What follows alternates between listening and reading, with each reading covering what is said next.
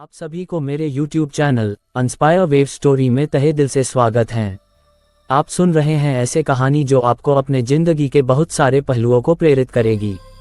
तो बिना देर किए कहानी को शुरुआत करते हैं। एक बार की बात है, एक युवा बौद्ध भिक्षु की है जो अपने जीवन के एक कठिन समय से गुजर रहा था। वह अपने मन में उठने वाले नकारात्मक विचारों से बहुत परेशान था।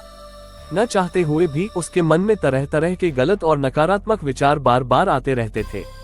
यह विचार उसे मानसिक रूप से बहुत कष्ट दे रहे थे और उसका स्वभाव भी धीरे धीरे बदलता जा रहा था। पहले जो भिक्षु शांत और संयमी था, अब वह बात बात पर गुस्सा करने लगा था। छोटी छोटी बातों पर चिड़चिड़ापन और क्रोध उसकी दिनचर्या का हिस्सा बन गए थे।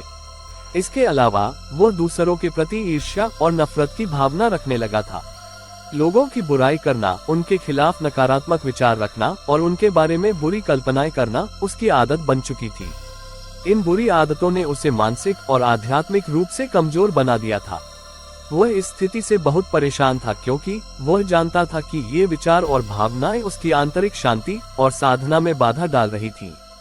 भिक्षु ने अपने इन नकारात्मक विचारों से छुटकारा पाने के लिए कई प्रयास किए। उसने ध्यान साधना से लेकर विभिन्न मानसिक और शारीरिक तकनीकों को आजमाया, परंतु कोई भी तरीका उसके लिए कारगर साबित नहीं हुआ। वह जितना ज्यादा प्रयास करता, उतना ही अधिक नकारात्मक विचार उसके मन में उमड़ते।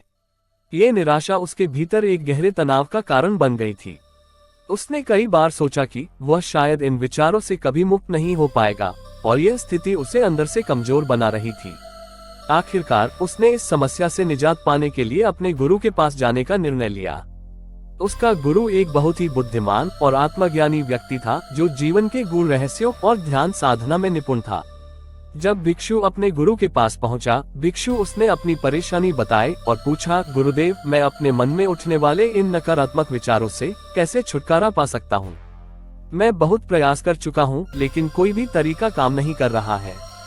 कृपया मुझे सही मार्गदर्शन दे। गुरु ने शांतिपूर्वक उसकी बातें सुनी और फिर उत्तर दिया, नकारात्मक विचार बादलों की तरह होते हैं जो हमारे मन के साफ और स्वच्छ आकाश को धुंधला कर देते हैं। जब हम आसमान को देखते हैं और उस पर बादल छाए रहते हैं तो हमें सूरज और नीला आकाश नहीं दिखता। लेकिन इसका मतलब यह नहीं है कि सूरज या आकाश वहाँ नहीं है, वे बादलों के पीछे छिपे होते हैं। ठीक इसी प्रकार तुम्हारे मन का स्वाभाविक रूप शांत और उज्जवल है, लेकिन नकारात्मक विचार उसे ढक देते हैं और तुम्हें अशांत बना देते हैं। गुरु ने आगे समझाया, यदि तुम्हें अपने मन के इस स्वाभाविक शांति और उज्जवलता को देखना है तो तुम्हें सबसे पहले इन बादलों को हटाना पड़ेगा। लेकिन यह इतना सरल नहीं है।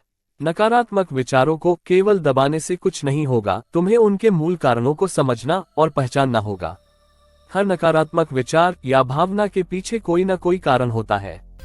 ये कारण भीतर की असुरक्षा, ईर्ष्या, क्रोध या कोई अन्य नकारात्मक अनुभव हो सकता है।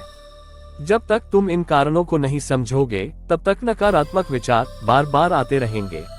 इस प्रकार से महात्मा बुद्ध ने समझाने की कोशिश की, लेकिन भिक्षु को वह बात पूरी तरह से समझ नहीं आई। इसलिए भिक्षु गुरु से इसे विस्तार से समझाने का आग्रह किया। तब महात्मा बुद्ध ने भिक्षु को एक कहानी सुनाई। उन्होंने बताया कि एक बार एक व्यक्ति जंगल से गुजर रहा था। अचानक उसे रास्ते पर एक सर्प दिखाई दिया और उसे देखकर वह भयभीत हो गया। उस डर के कारण व्यक्ति तुरंत वहां से भागने लगा।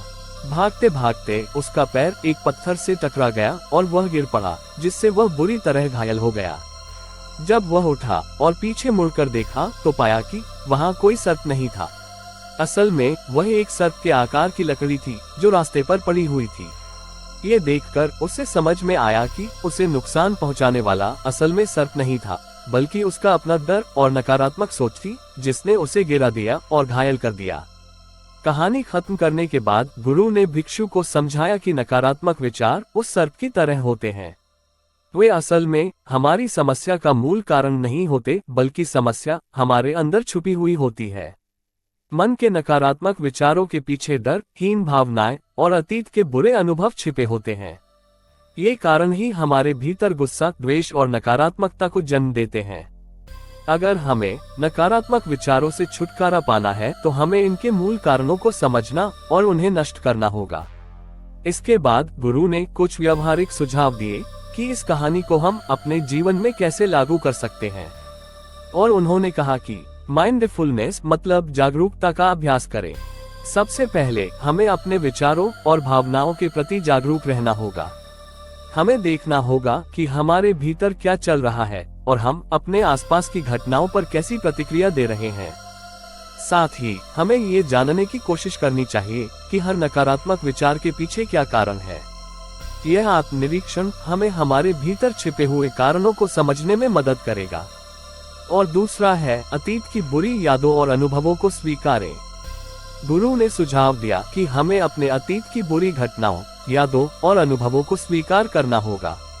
इन्हें अनदेखा करने या दबाने के बजाय हमें इनका सामना डटकर करना होगा। इसके साथ ही हमें खुद को और दूसरों को माफ करना चाहिए।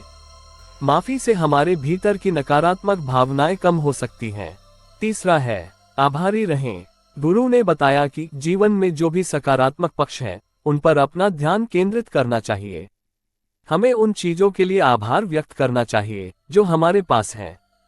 जब हम आभार व्यक्त करते हैं तो हमारे दृष्टिकोण में सकारात्मकता आती है और यह नकारात्मक भावनाओं को खत्म करने में मदद करती है। चौथा और अंतिम, दयालु बने।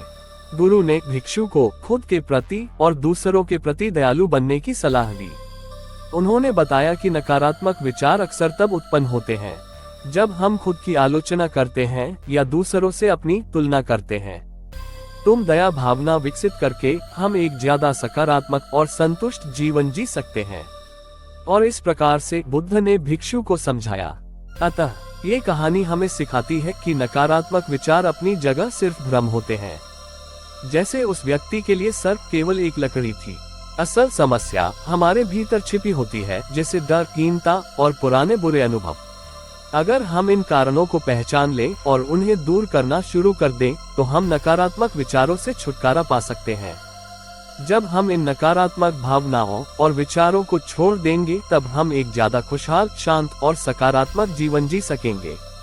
गुरु की इस शिक्षा से प्रेरित होकर भिक्षु ने अपने अंदर झांकने और अपने विचारों के मूल कारणों को समझने का संकल्प लिया। वह जान गया कि नकारात्मकता को जड़ से हटाने के लिए उसे गहराई से आत्मनिरीक्षण करना होगा। गुरु ने उससे ये भी बताया कि ये प्रक्रिया समय ले सकती है, लेकिन धैर्य और समर्पण के साथ वह अपने मन को शुद्ध और शांत बना सकता है। और ये कहानी हमें भी यह सिखाती है कि नकारात्मक विचारों से लड़ने का सही तरीका उनका सामना करना और उनके मूल कारणों को समझकर उन्हें समाप्त करना है। अंततः ये कहानी आपको कैसी लगी कमेंट करके जरूर बताएं। आप इस चैनल पर नए हैं तो चैनल को सब्सक्राइब कर बेल का बटन दबाएं। सुखी और खुशहाल रहे। धन्यवाद।